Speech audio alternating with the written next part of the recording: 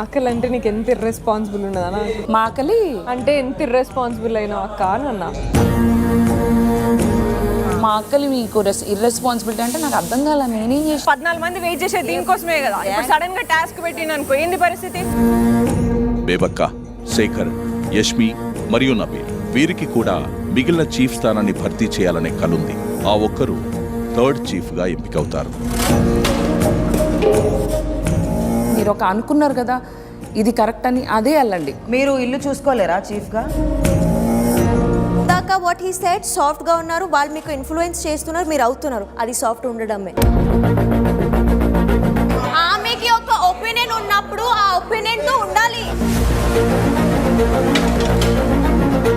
2 days లో నాకు ఎక్కడ నీకు సొంతంగా ఒక కేపబుల్ ఉంది to control things are you can talk to the people. I'm not saying you will not.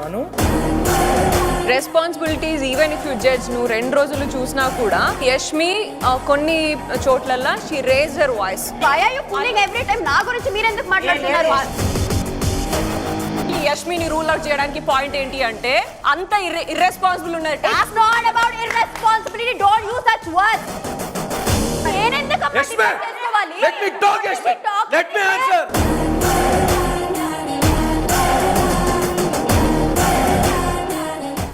Big Boss 8 ఈ రోజు రాత్రి 9:30 మీ స్టార్ మా మరియు డిస్నీ ప్లస్ హాట్ స్టార్ లో.